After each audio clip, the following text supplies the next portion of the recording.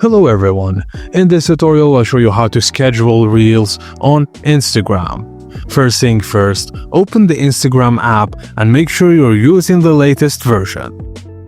Now tap the plus create button, which is found at the bottom center of the screen. Select Reel, then choose the reel from the content options.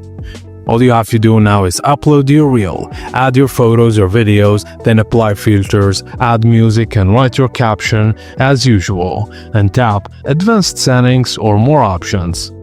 Scroll down and tap on Advanced Settings or More Options depending on your version. Then enable Schedule this reel. Toggle Schedule this reel to On, then select the date and time you want the reel to be published. You can schedule content up to 75 days in advance. When you're done, just tap Done. This confirms your schedule, and after setting the date, go back to the main screen and tap Schedule instead of Share. And that's it guys, as simple as that. Thank you for watching, and please don't forget to like and subscribe for more.